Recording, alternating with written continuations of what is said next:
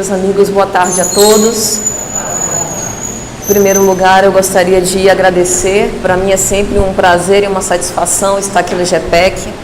Agradecer ao convite da casa, a presença de todos vocês. E, em especial, eu não posso deixar de agradecer a essa belíssima apresentação musical que tivemos aqui. Procuraremos, de alguma sorte, manter as vibrações elevadas, porque a música edificante é alimento sublime para as nossas almas. E muitas vezes essas músicas embalam os nossos pensamentos e através do pensamento que nós podemos nos conectar a Deus, coisa que vamos, através da nossa conduta, participar de uma comunhão íntima daqui por diante. Enquanto isso, temos a música para nos ligar. Então, parabéns às meninas e à iniciativa do GPEC. Hoje nós vamos falar sobre alegria, vamos falar sobre casamento, sobre núpcias, sobre a parábola do festim de bodas ou a parábola do festim de núpcias. Essa parábola está principalmente no Evangelho de Mateus, capítulo 22, versículos 1 a 14. Mas antes de adentrarmos na parábola, especificamente, é interessante que nós possamos refletir sobre como Jesus era um pedagogo exemplar. Ele utilizava linguagens figuradas para que ele pudesse transmitir as mensagens imorredoras, transcendentes, e pudesse penetrar as consciências as mais diversas, desde a época quando ele falava, ainda hoje, passados mais de 20 séculos, porque ele respeitava a limitação de cada um de nós e o despertar das nossas consciências, que é muito particular e singular. Mas ele não contava parábolas ou histórias criadas a partir da sua originalidade. Pelo contrário, ele buscava dentro da tradição judaica uma aderência e buscava símbolos comuns do cotidiano daquelas pessoas, dos pescadores, dos comerciantes, dos publicanos, dos doutores da lei, a fim de que todos nós pudéssemos nos identificar. É por isso que nas suas parábolas Jesus falava sobre árvore, semente, grão, solo, semeador e, em especial aqui, ele fala sobre a figura do casamento. Os teólogos escogitaram essa parábola sobre o casamento, trazendo diversas ilações e digressões com respeito ao tema. A maioria acredita que a parábola do festim de bodas ou festim de núpcias refere um casamento do noivo, que é o Cristo, com a humanidade inteira. O professor Huberto Roden, no seu livro Sabedoria das Parábolas, vai dizer que provavelmente esse casamento é a nossa reencarnação. Quando nós nos casamos, espíritos imortais que somos, temporariamente com o corpo físico, que é o nosso instrumento necessário para que possamos ter as nossas experiências e progredir moralmente. De qualquer forma, o casamento é uma celebração e é um rito de comunhão do ser espiritual com a lei divina, e Jesus funciona como essa ponte, nos unindo aos ideais superiores. É nele que está o nosso arrimo, a nossa segurança, a nossa certeza de prosseguir sempre com esperança no futuro. E é assim, portanto, que ele fala sobre a parábola do festim de bodas. É interessante que antes, propriamente da parábola do festim de bodas, ocorreu aquilo que os evangelistas anotaram como o primeiro milagre de Jesus, as bodas de Caná. E também ali nós temos a figura de um casamento. Em A Gênese, Allan Kardec vai dizer que as bodas de Caná é uma linguagem figurada, simbólica, em que Jesus espiritualiza o significado do casamento, dizendo que esse casamento é a comunhão do ser espiritual com o divino que está dentro de nós.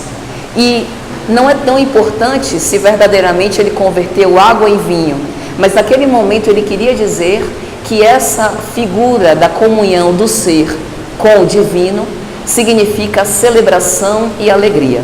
Portanto, é uma conquista que nós vamos logrando ao longo de um caminho, o nosso caminho evolutivo, onde agora estamos internados no planeta de provas e expiações.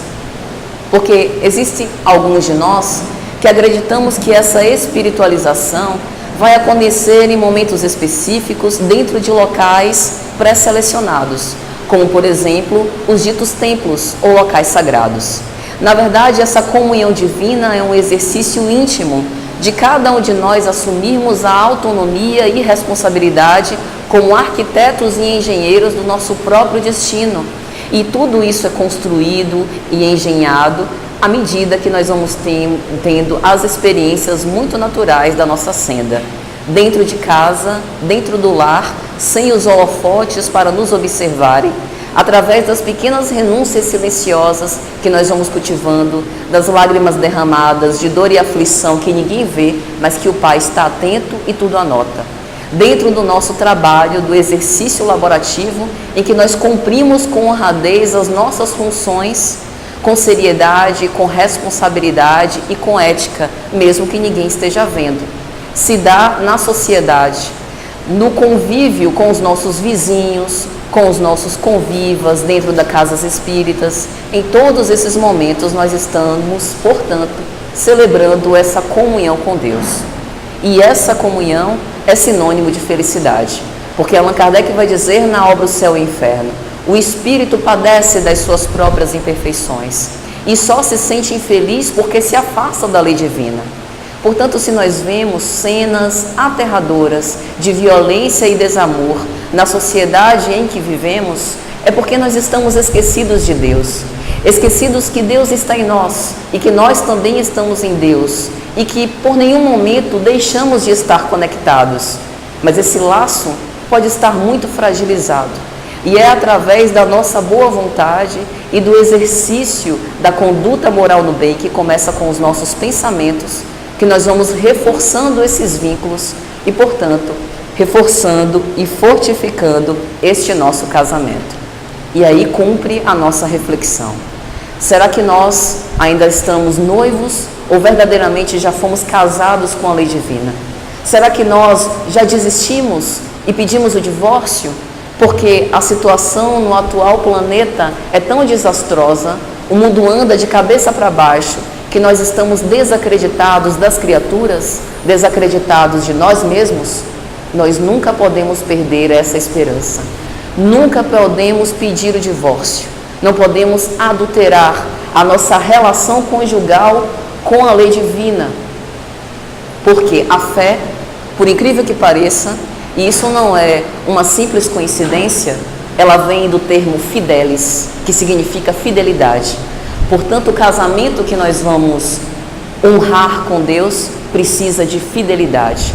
E a fé é essa confiança que não é cega, é raciocinada, em que nós utilizamos a nossa inteligência e vemos que verdadeiramente, racionalmente, Deus é um Pai de infinito poder e infinita bondade e nos ama a todos, indistintamente.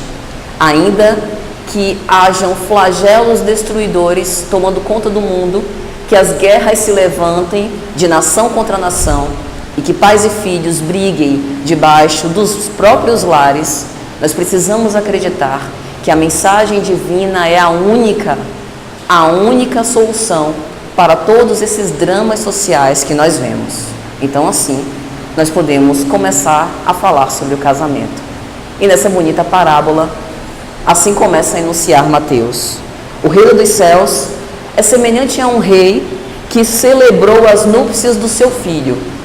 Aqui nós estamos falando de um momento esperado, de um casamento real, de um momento imponente, em que um rei, dono de todo o império, convida os seus convidados para celebrar o momento de casamento do seu filho, um momento esperado. Porque qual pai terreno não se sentiria orgulhoso de casar o seu filho?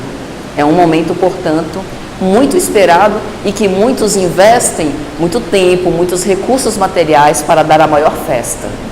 Aqui, Jesus nos mostra, através de uma linguagem figurada, que Ele nos aguarda, que o Pai nos criou simples e ignorantes, conectados com a lei divina, mas que Ele espera as nossas resoluções, as nossas decisões, as nossas ações, para verdadeiramente firmarmos esse casamento com a lei divina.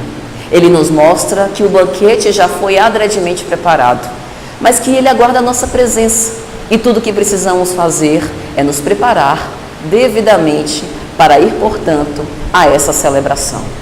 Só que essa celebração nada tem de material. Jesus tinha uma característica singular de espiritualizar todos os símbolos. Esse preparo é a união do homem com Deus e, portanto, aquilo que Joana de Ângeles vai dizer na sua segunda obra, da sua célebre série psicológica. Aqui a figura do homem integral. Jesus simbolizava o homem integral. Emmanuel vai dizer, ele era a humanidade real, ou seja, passou por todos os processos que nós ainda haveremos de passar, venceu todos, tornou-se espírito puro e nos mostrou como nós deveríamos fazer para lograr o mesmo feito. E a resposta é muito simples, amando. Por isso, para que nós possamos ter uma chance de ir ao casamento e de, portanto, celebrarmos esse momento único com Deus, nós precisamos exercitar o amor com todos, com aqueles que nos despertam afeto, com aqueles que nos são os mais próximos e que nós já temos simpatia gratuita, e também por aqueles que, em geral, nós projetamos os nossos adversários internos, por aqueles que nós consideramos os nossos adversários, porque quando rezamos o Pai Nosso, instituímos a paternidade divina. E se o Pai é nosso, Ele é meu e é de vocês também. E se eu me considero filha de Deus, vocês também são. E perceber que cada um de nós tem esse direito de ser felizes e de também celebrar seus respectivos casamentos com a lei divina, significa que eu estendo os sentimentos de amor para além da minha família, para além das portas da minha casa, para todas as pessoas que se cercarem de mim, quem eu encontrar. Como Jesus, respondendo a um publicano na parábola do bom samaritano, disse, respondendo a ele, quem era o próximo, aquele que se comover de compaixão por um caído. Então, todas as vezes que encontrarmos esses nossos irmãos, esses são os nossos próximos.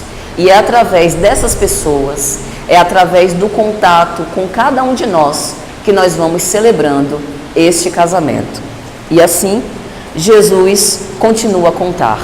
E então esse rei enviou os seus servos para chamar os convidados às núpcias, mas estes não quiseram vir. E aqui soa estranho.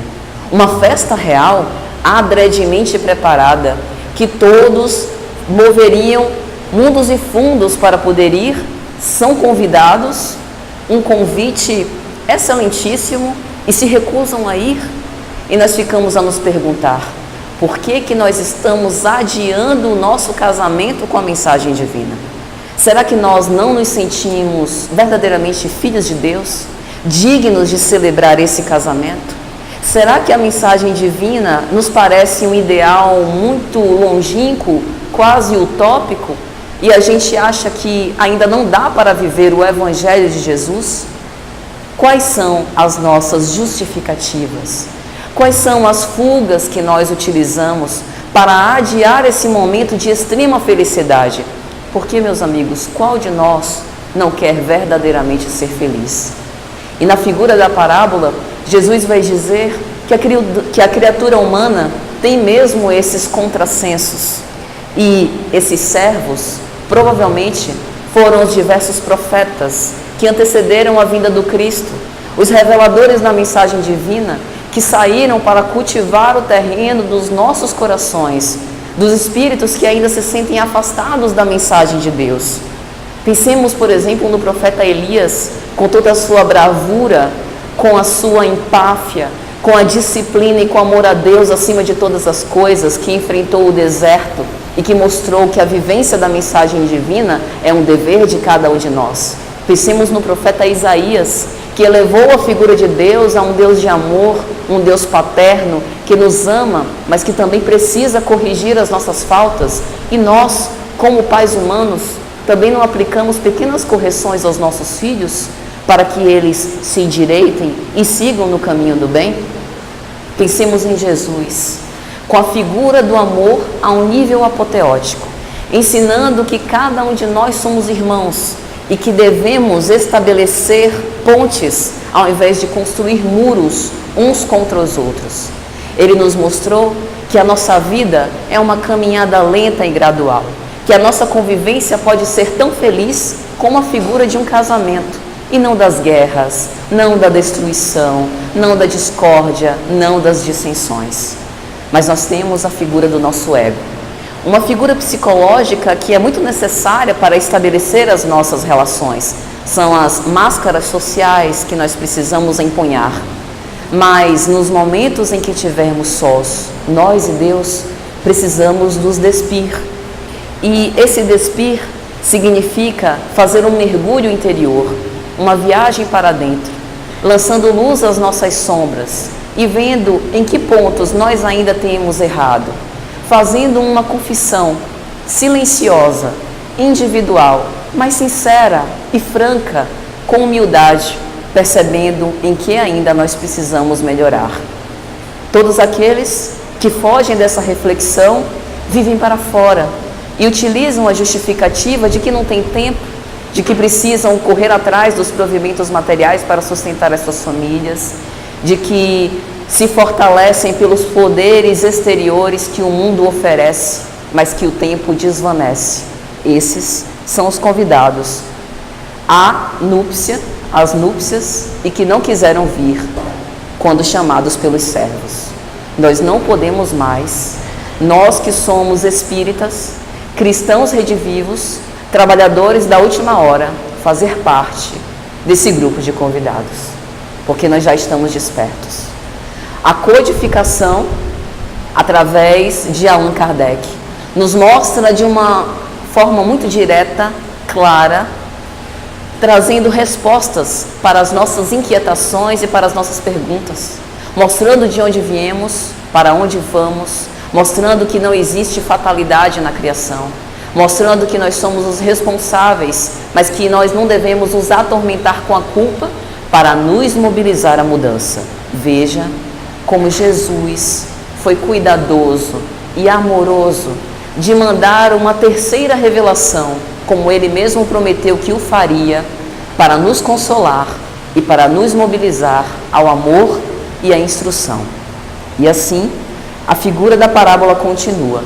Então o rei, devido à recusa desses convidados, tornou a enviar outros servos, recomendando: dizei aos convidados que o banquete está preparado, tudo está pronto, vinde às núpcias. É interessante porque esses outros servos vão atrás de convidados que não houveram sido previstos primeiramente. E quando nós lemos Atos dos Apóstolos, no Novo Testamento, quando nós lemos as epístolas paulinas, nós vemos que esse foi o movimento de Paulo de Tarso e de outros discípulos do Evangelho. Eles foram até os judeus, foram até o povo hebreu e muitas vezes foram rechaçados e eles não quiseram ouvir. Então, principalmente Paulo e Barnabé foram aos gentios. Na verdade, isso começou desde Simão Pedro, que foi até a casa do centurião romano, isso está em Atos dos Apóstolos, levando a mensagem divina até esse povo que não a conhecia e, por incrível que pareça, foram muito bem recebidos. Isso significa que a mensagem divina é para todos nós, aqueles que fazem parte das convicções religiosas que nós abraçamos e aqueles que também não fazem parte, porque somos todos filhos de Deus. Há muitas portas que nos levam a essa comunhão com a divindade e o Espiritismo não é a única. Então nós não podemos guardar a presunção que fora do Espiritismo não há salvação, fora da caridade não há salvação. E a caridade pode ser exercitada em qualquer convicção. E Jesus sabia disso. Por isso, pede a esses outros servos que chamem outros convidados. E é interessante porque nessa parte da parábola, nós temos uma informação algo curiosa. O banquete está pronto. Nós não precisamos fazer absolutamente nada. Sabe quando tem festa de aniversário, principalmente no interior, que cada um leva um pratinho? Não precisava disso na festa no festim de núpcias ou no festim de bodas. O banquete estava completamente pronto. Isso significa que nós não precisamos de intermediários, nós não precisamos de mensageiros para nos conectar com a mensagem divina. Basta que cada um de nós elevemos os nossos pensamentos ao Pai e já teremos estabelecido uma comunhão indissociável que vai ser mais ou menos fortalecida a depender de como nós vitalizarmos. Nós somos homens, animais de hábitos. Sempre teremos hábitos. Quem não tem bons, terá os maus. E o pensamento também corresponde a uma espécie de hábitos, que são os hábitos mentais. Em geral, eu não posso escolher o pensamento que me ocorre, ele simplesmente vem. E se eu teimar e tentar brigar contra esses pensamentos negativos, provavelmente me fixarei ainda mais neles. Então, como proceder? Substituir. Assim como eu ligo uma TV e não tenho certeza sobre a programação que vai aparecer, na medida em que aparece um pensamento ruim, eu mudo de faixa vibratória. Substituo por outro pensamento que me cause mais serenidade e brandura. E assim, à custa do nosso esforço pessoal, nós vamos mudando os nossos pensamentos e cultivando hábitos mentais mais elevados. Então veja que se o banquete está pronto, precisa apenas da nossa boa vontade. Nós não precisamos nem de intermediários, nem de locais específicos para buscar essa comunhão. Nós não precisamos de recursos materiais. Muitos de nós passamos a vida inteira para angariar bens materiais com o objetivo de, da nossa desencarnação, da nossa despedida no mundo corporal, deixar os nossos parentes, os nossos filhos em boa condição. E esse ideal é muito nobre, porque denota responsabilidade de nós que somos pais e mães de famílias, arrimos de família e que, portanto, temos essas pessoas sob a nossa incumbência. Mas nós não podemos substituir a ordem das coisas. Nós não podemos esquecer que acima das necessidades materiais somos espíritos imortais e essa, portanto, é a nossa primeira missão. Cuidar do nosso próprio aperfeiçoamento moral. Colocá-lo sempre acima das necessidades transitórias. E a parábola também fala disso. Se tudo está pronto, necessariamente eu não preciso de nada que seja essencialmente material para a minha verdadeira vida. E preciso cuidar para preparar-me adequadamente para esse retorno ao mundo espiritual no momento em que nós não sabemos quando. Sabemos que retornaremos, mas não sabemos o momento exato. E se nós não sabemos o momento, quando voltaremos para o mundo das causas, precisamos estar preparados a todo momento. Não podemos desperdiçar as chances e os chamados que Jesus nos faz em cada pequeno lance da nossa vida. Precisamos ter olhos de ver e ouvidos de ouvir e atender, portanto, a todos esses chamados. E é interessante porque durante toda a parábola, Jesus fala sobre a figura dos convidados e no casamento judaico, os convidados são chamados filhos das bodas. Veja que imagem interessante que Jesus nos trouxe. Ele simboliza a nossa união indissociável com a lei divina, com a figura do casamento. Diz que o banquete está preparado em nós, como a simbolizar que nós somos os herdeiros de Deus, que tudo que o Criador preparou é para o nosso aperfeiçoamento evolutivo, para a nossa evolução como espíritos imortais. E isso é muito interessante, porque no momento em que nós nos sentimos herdeiros, nós passamos a colaborar de boa vontade para a construção da criação. Passamos a viver de forma mais harmônica com os outros legítimos herdeiros de Deus, que são os nossos irmãos em Cristo.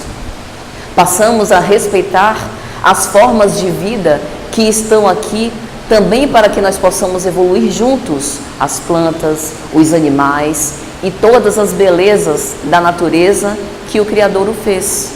E assim, nos sentindo verdadeiramente herdeiros de Deus, temos esperança e consolação de que no futuro nós teremos todo esse patrimônio, não um patrimônio material que as traças corroem e que os ladrões roubam, mas um patrimônio imperecível que corresponde a esses dons do Espírito. E, se somos os filhos, nós não podemos recusar a herança. Qual filho em sã consciência a recusaria? E assim Jesus continua nessa figura da parábola dizendo: eles, porém, os convidados, aqueles da segunda remessa que os outros servos foram chamar, sem darem a menor atenção, foram-se, um para o seu campo, outros para o seu negócio, e os restantes, agarrando os servos, os maltrataram e os mataram. E nós pensamos o quanto de violência há nessa figura da parábola. Será que existe alguma correlação com o que nós temos visto na sociedade atual?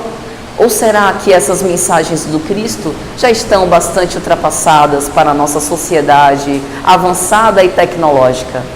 A linguagem de Jesus não podia ser mais perfeita para a atual conjuntura que nós vivemos. As necessidades materiais muitas vezes nos roubam a atenção.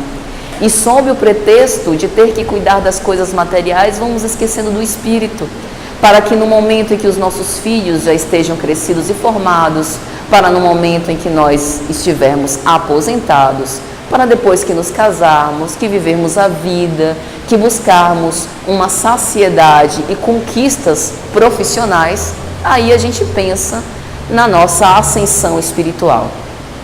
Nós não estamos querendo problematizar ou dizer que a ascensão material não é importante. É importante. Mas nós podemos fazer as duas coisas juntas. É esse o convite. Trazer o Evangelho de Jesus para a nossa vida diária, para o nosso cotidiano, a fim de que nós possamos espiritualizar os nossos atos. Isso é o que um espírito evangelizado faz.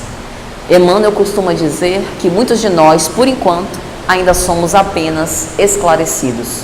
Sabemos das parábolas de Jesus, dos ensinamentos constantes do Novo Testamento, sabemos dos versículos do Antigo Testamento, mas como colocar isso na vida prática ainda é um exercício a que pouco nos dedicamos, porque é um exercício. Amar só se aprende amando. Não adianta teorizar a vida inteira sobre o amor. Eu só aprendo no exercício. E se eu não consigo ainda amar com todas as capacidades dos meus sentimentos mais profundos, que pelo menos eu comece com respeito, com a tolerância, que já é uma forma muito importante de amor. E o quanto falta nas nossas relações. O quanto temos sido intolerantes a convicções diferentes das nossas. O quanto temos sido intolerantes à rejeição. Muitas vezes temos um desejo que gostaríamos tanto que fosse realizado e Deus, porque é todo sabedoria e toda bondade, nos nega muitas vezes esses desejos descabidos que só nos fariam piorar a nossa situação e ficamos chateados, contrafeitos, os pequenos reizinhos que somos. Não podemos ser assim. A obediência e a resignação não significa passividade. Significa entender que se Deus é todo sabedoria, é a inteligência suprema, Ele sabe o que está fazendo. E que nós precisamos que Deus faça a sua parte, porque nós pedimos isso todos os dias quando rezamos o Pai Nosso.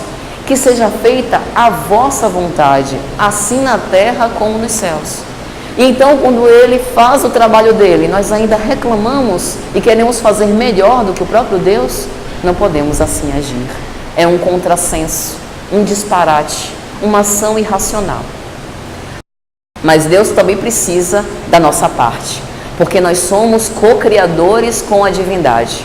O tempo inteiro estamos arquitetando os nossos destinos através das decisões que nós tomamos. Então precisamos também utilizar o nosso raciocínio, a nossa inteligência, para tomar cada vez melhores decisões. Então essas fugas psicológicas, esses mecanismos de defesa do ego, de negar as evidências, é algo muito natural de nós humanos. E é algo que faz com que recusemos esse convite a essa comunhão, a esse matrimônio com a lei divina.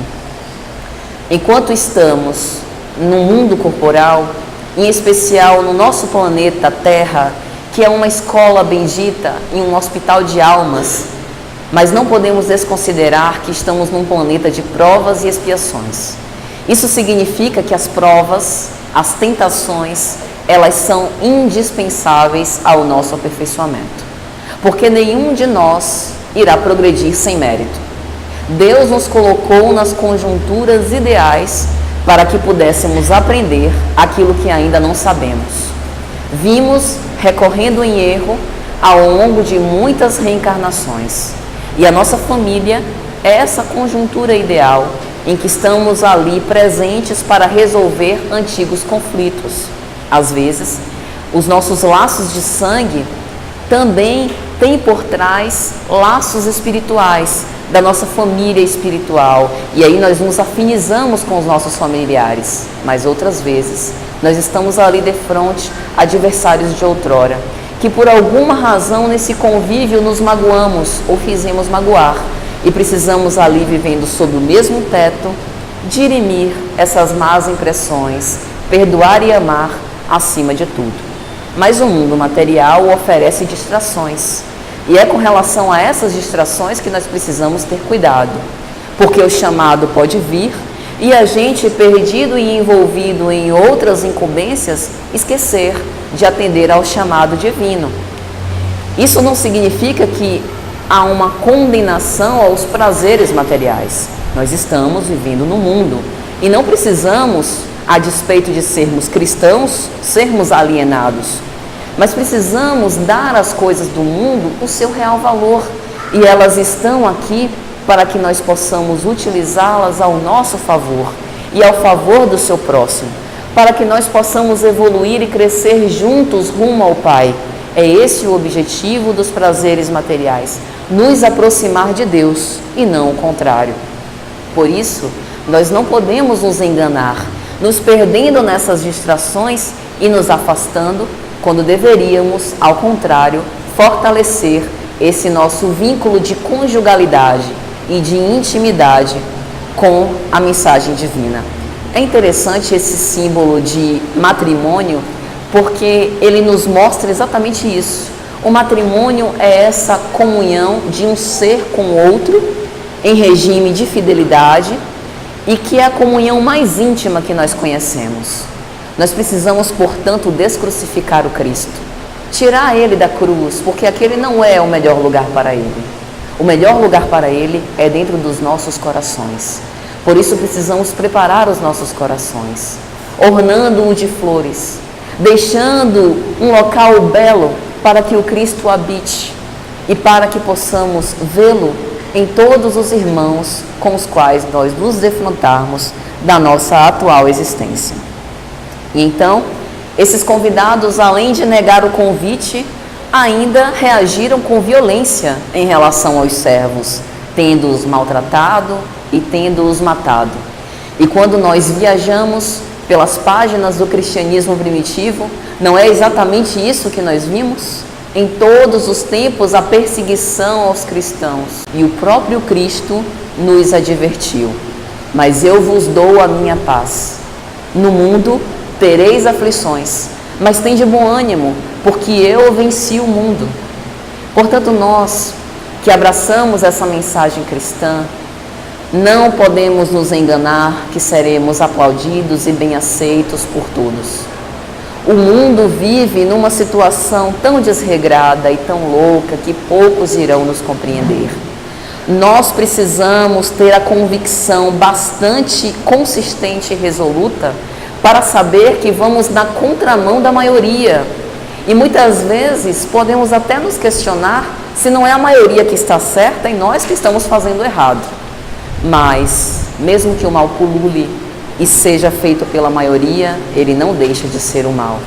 Precisamos perseverar na confiança e nessa fidelidade à promessa divina, tendo a certeza de que, cumprindo os ensinamentos de Jesus, estamos caminhando rumo a essa nossa evolução espiritual.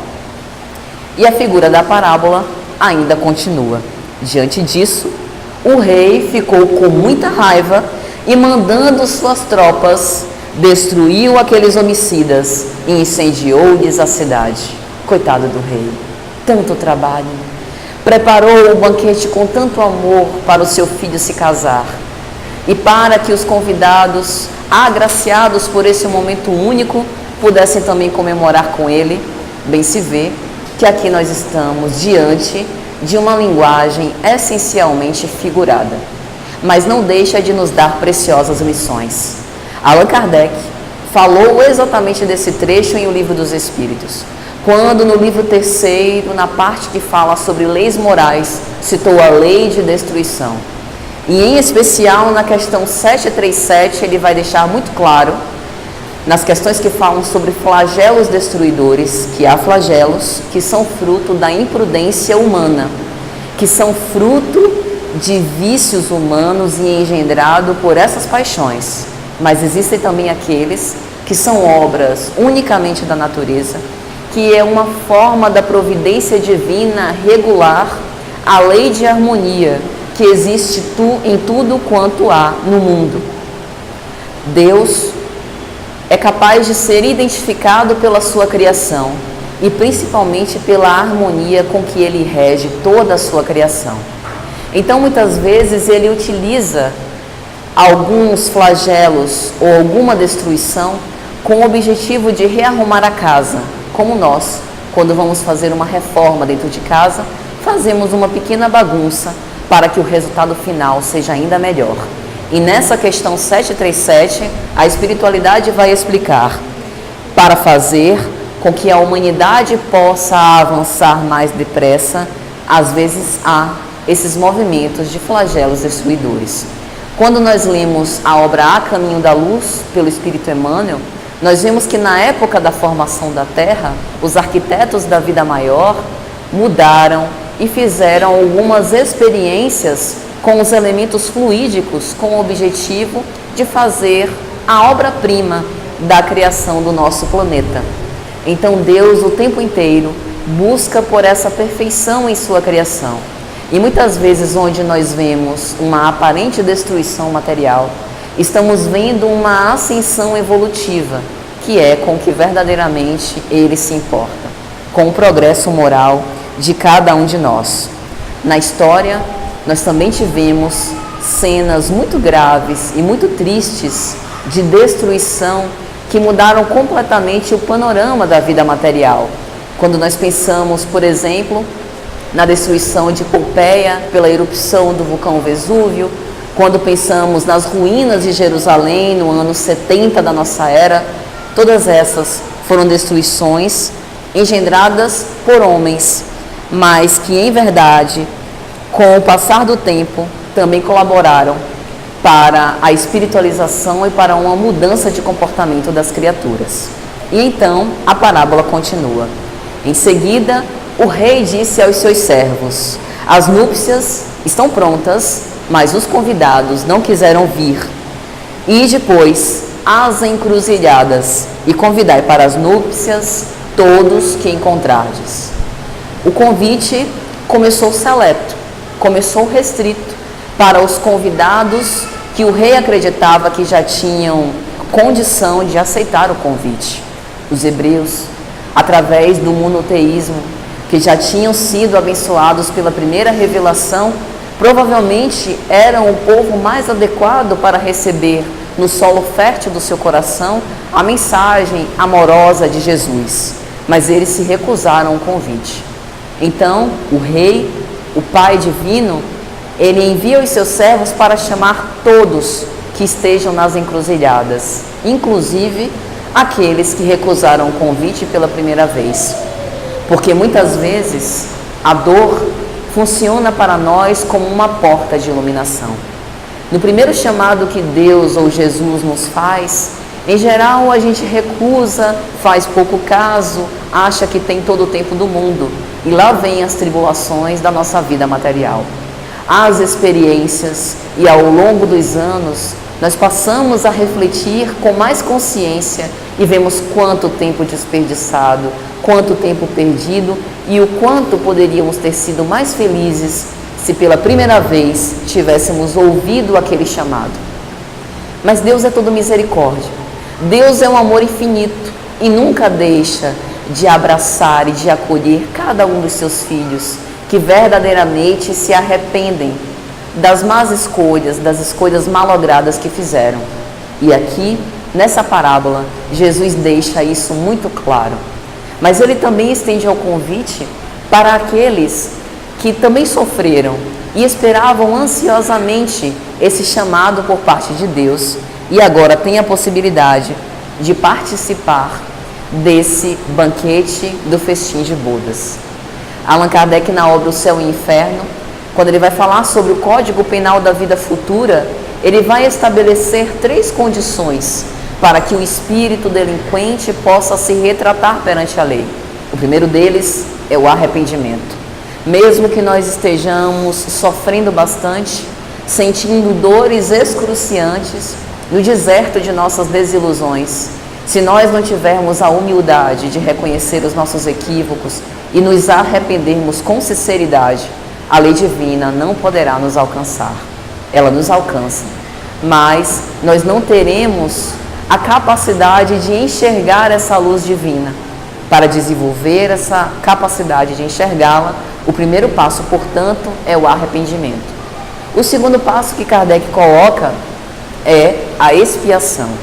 Muitas vezes as provas difíceis das quais nós não conseguimos nos desvencilhar, sejam expiações físicas ou expiações morais, são necessárias para que possamos expurgar esses antigos delitos e nos sentir mais puros para fazer melhor e decidir de uma forma diferente agora. E então, passado pelo arrependimento e pela expiação, chegamos enfim à reparação. E a reparação é esse momento em que nos sentimos preparados para aceitar esse convite da lei divina.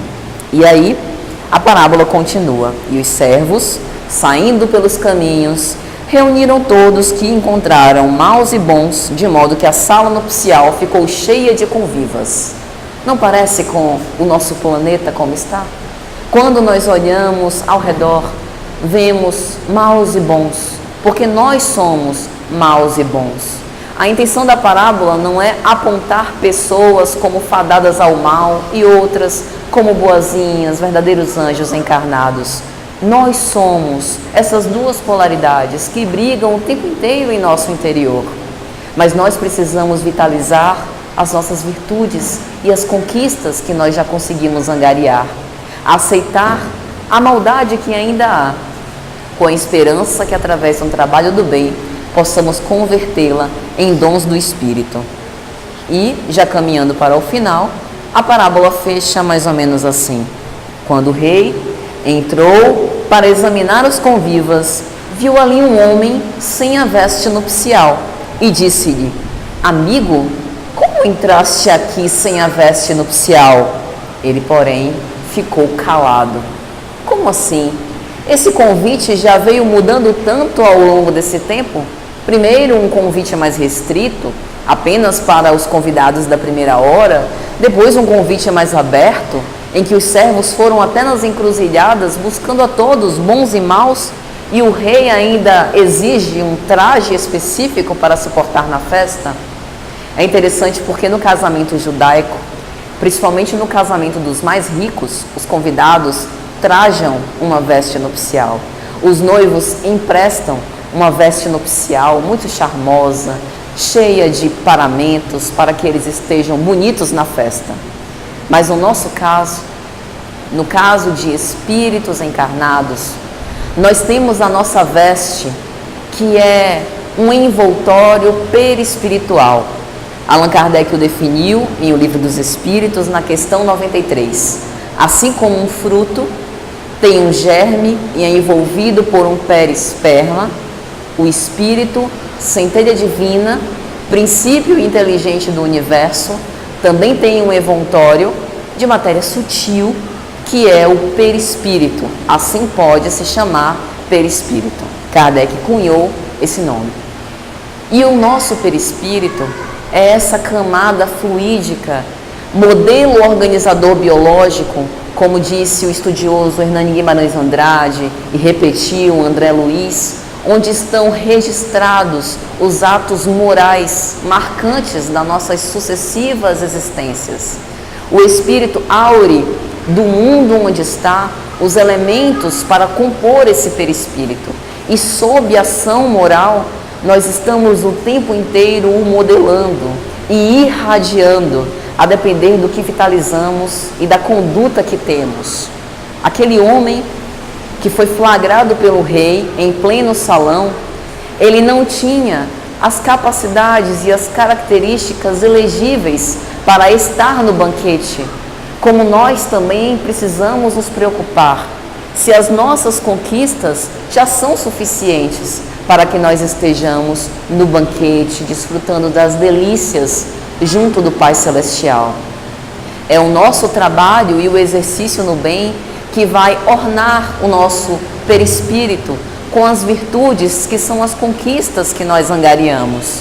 E esse trabalho é nosso. Ninguém pode evoluir outra pessoa. Somos nós os responsáveis pela nossa própria evolução, para ir compondo, costurando as nossas vestes nupciais, a fim de que no momento azado estejamos verdadeiramente prontos para, enfim, comungar com o Pai nessa figura da parábola do festim de bodas.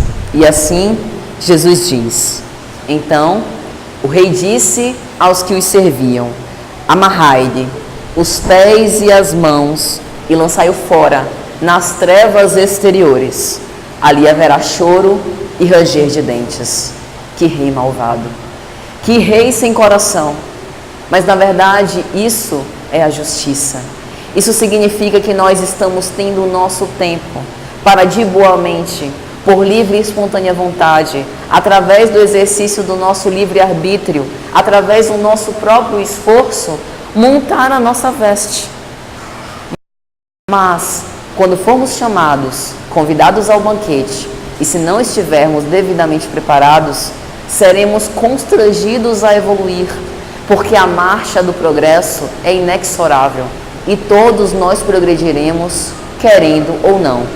Mas se contar com o concurso da nossa boa vontade, será muito melhor e muito mais feliz para todos nós. Mas Deus não desampara ninguém.